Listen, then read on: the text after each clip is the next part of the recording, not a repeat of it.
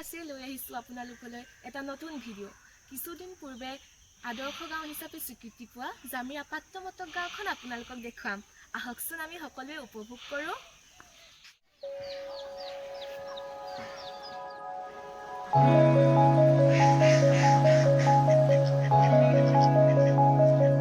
এয়া জামিৰা পাত্ৰ গাঁৱৰ বৰনামঘৰ। আপোনালোকক ভিতৰখন দেখুৱাবলৈ চেষ্টা কৰিছোঁ।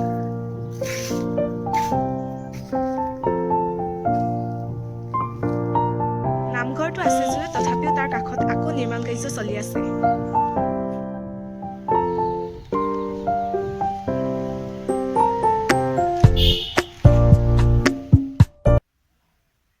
এইখন হৈছে জামিৰা মটক গাঁও প্ৰাথমিক বিদ্যালয়। এই বিদ্যালয়খন 1990 চনতে প্ৰতিষ্ঠা হৈছিল। এই বিদ্যালয়খনৰ কাষতে লাগি আছে মটক গাঁও অংগনবাদী কেন্দ্ৰ।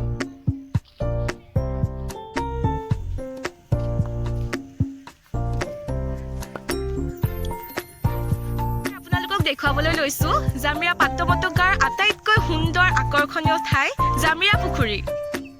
দেখিছেই এই পুখুৰীটোৱে কিমানখিনি মাটি আগুৰি আছে। চাওকচোন এবাৰ সকলোৱে। এই পুখুৰীৰ কাষৰ অঞ্চলটো আপোনালোকক দেখুৱাই দিছো এবাৰ। এইবাৰ আপোনালোকক দেখুৱাইছো গছ তলৰ বিহু কৰা ঠাইডোখৰ। এই পুখুৰীৰ পাৰতে ডেকা গাভৰুসকলে মিলি গছ তলৰ বিহু পালন কৰে। এই পুখুৰী সম্পৰ্কে বহুতো জনমত শুনিবলৈ পোৱা যায়।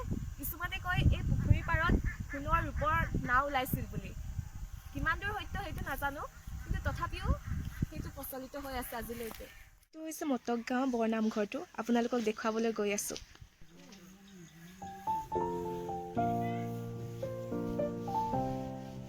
জামিৰা পাত্ৰমতক গাঁৱৰ বিহু সন্মিলন পতা প্ৰেক্ষাগৃহটো আপোনালোকক দেখুৱাবলৈ যত্ন কৰিছো। এই প্ৰেক্ষাগৃহটোৰ কাষতে আছে ৱাটাৰ ছাপ্লাই।